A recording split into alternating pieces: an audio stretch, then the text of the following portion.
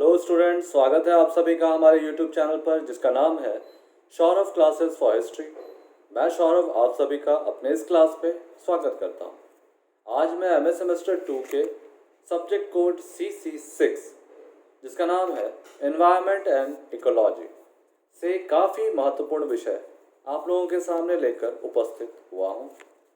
आज हमारे अध्ययन का टॉपिक है एनवायरमेंटल साइंस।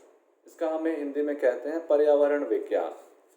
तो इससे संबंधित अगर हमसे प्रश्न पूछे जाए तो इसकी संभावना है कि पर्यावरण विज्ञान से आप क्या समझते हैं, संक्षिप्त वर्णन करें, या फिर पर्यावरण विज्ञान पर एक संक्षिप्त निबंध लिखें। इस प्रकार से प्रश्न आपसे पूछे जा सकते हैं। तो चलिए बिना समय गंवाए हम अपने इस विषय को प्रारंभ करते हैं।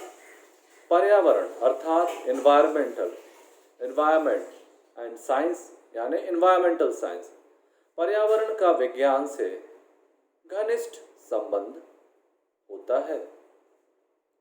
पर्यावरणीय विज्ञान के अंतर्गत हमें भौतिकीय, रासायनिक और जैविक अवयवों के बीच पारस्परिक क्रियाओं का अध्ययन करना होता है।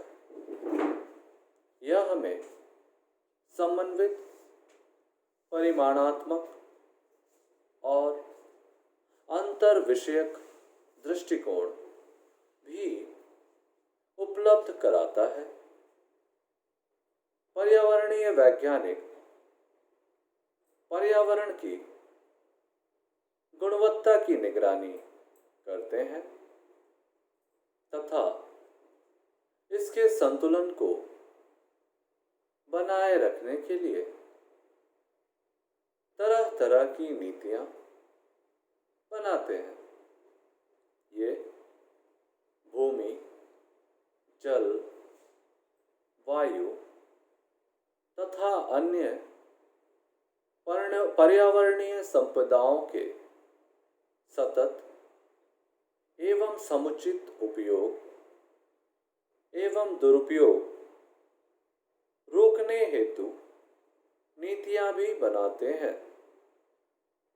पर्यावरणीय विज्ञान की अंतर विषयक प्रकृति होने के कारण यह विशेषज्ञ दल पर्यावरणीय अनुसंधान करने या पर्यावरणीय प्रभाव के विवरण आदि के कारण मिलजुल कर कार्य करते हैं, जो कि ज्यादातर पर्यावरणीय मुद्दे मानवीय गतिविधियों से संबंधित होते हैं।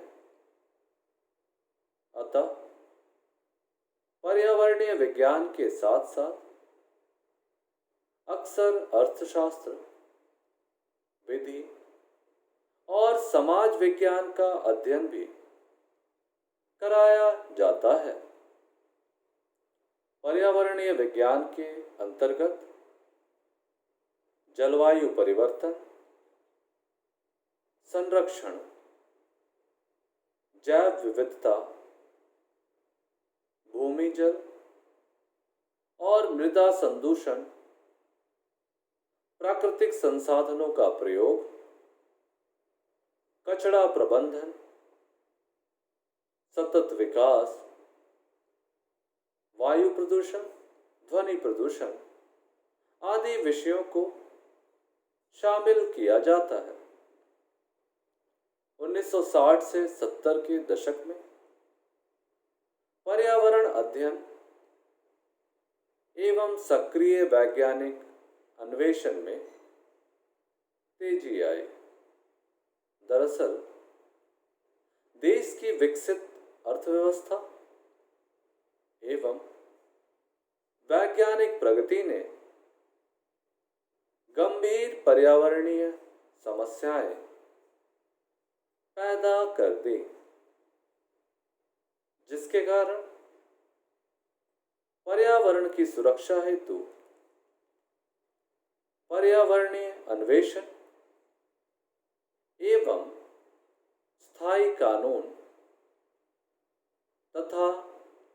जनता में जागरूकता फैलाने की भावना शुरू हुई। वातावरणीय विज्ञान में मौसम विज्ञान का अध्ययन, ग्रीन हाउस गैसों का उत्सर्जन,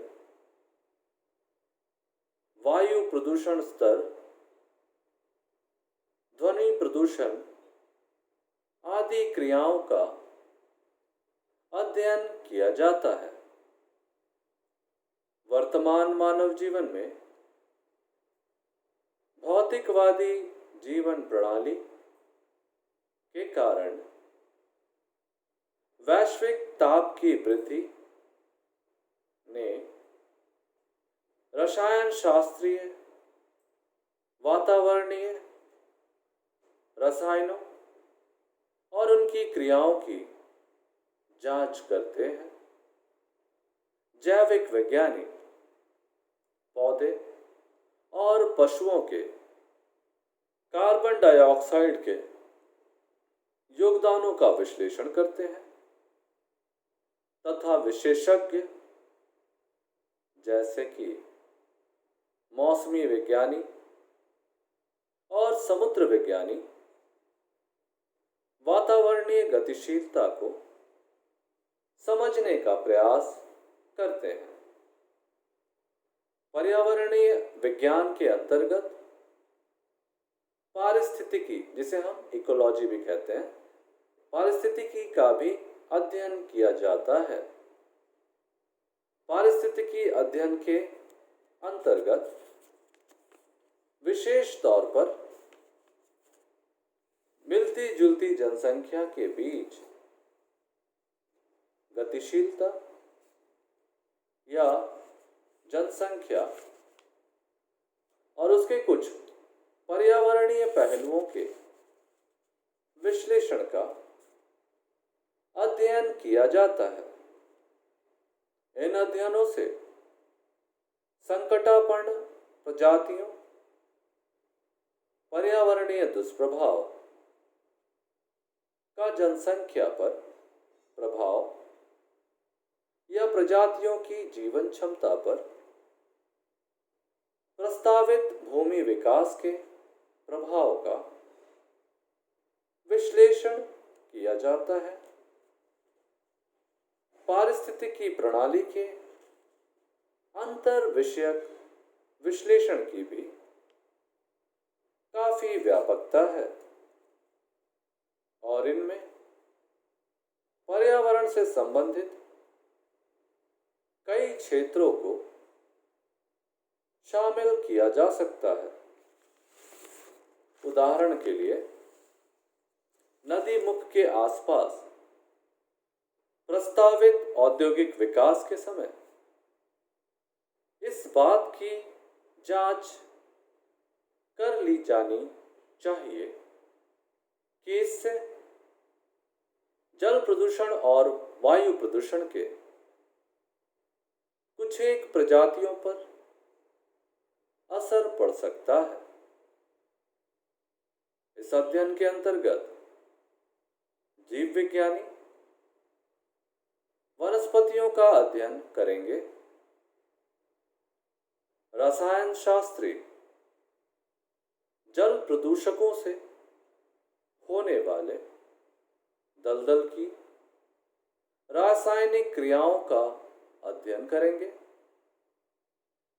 भौतिकविद वायु प्रदूषण का अध्ययन करेंगे तथा भूवैज्ञानिक दलदल मिट्टी और कीचड़ के बारे में समझने में सहायता करेंगे। अध्ययन के प्रमुख क्षेत्रों में मृदा संदूषण तथा जल प्रदूषण शामिल है। विश्लेषण के विषयों के अंतर्गत पर्यावरण में रासायनिक निम्नीकरण, रसायनों के बहुचरणीय परिवहन तथा उसके रासायनिक प्रभाव आदि के क्षेत्र शामिल हैं। उदाहरणार्थ, अध्ययन के तौर पर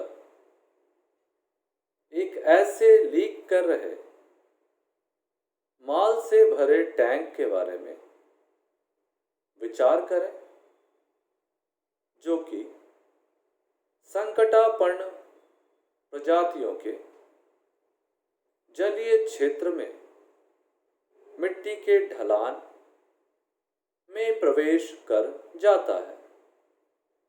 ऐसे में भौतिकविद मृदा संदूषण के स्तर को समझने के लिए एक कंप्यूटर मॉडल तैयार करेंगे। रसायन विज्ञानी मिट्टी के प्रकार में उस सॉल्वेंट की आणविक स्थिति का मूल्यांकन करेगा तथा जैविक शास्त्री मिट्टी, पौधे तथा तालाब में पड़ने वाले प्रभाव का अध्ययन करेगा, जो कि संकटापन्न प्रजातियों को प्रभावित करते हैं। भूविज्ञान के अंतर्गत पर्यावरणीय भूविज्ञान, जल विज्ञान, भौतिकी, भूगोल, जलवायु विज्ञान तथा भू आकृति विज्ञान शामिल है। इसमें समुद्र विज्ञान तथा अन्य संबद्ध क्षेत्र भी सम्मिलित हो सकते हैं। मिट्टी कटाव के अध्ययन के उदाहरण के रूप में मृदा वैज्ञानिकों द्वारा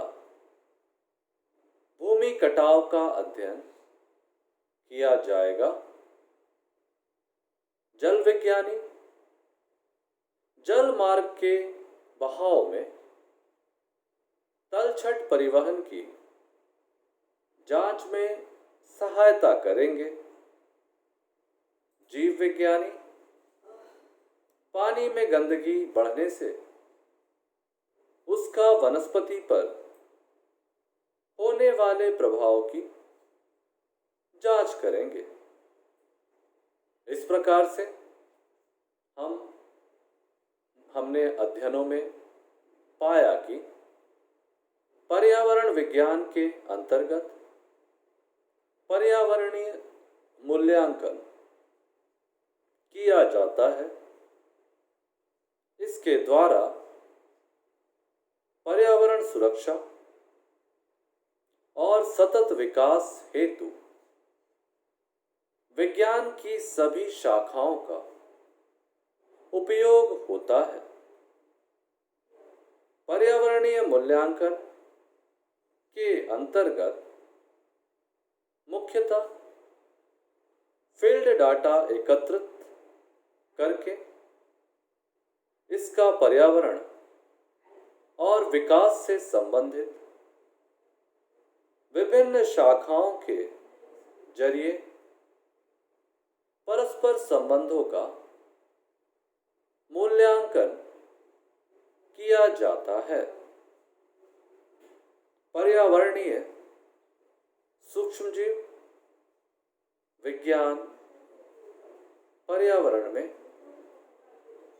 सूक्ष्म जीवों के मिश्रण तथा शरीर विज्ञान, शरीर क्रिया विज्ञान का अध्ययन होता है। इस मामले में पर्यावरण से आशय मिट्टी, जल और ग्रह पर होने वाले अवसाद हैं और इनमें इन क्षेत्रों में रहने वाले पशु तथा पौधे भी शामिल किए जा सकते हैं।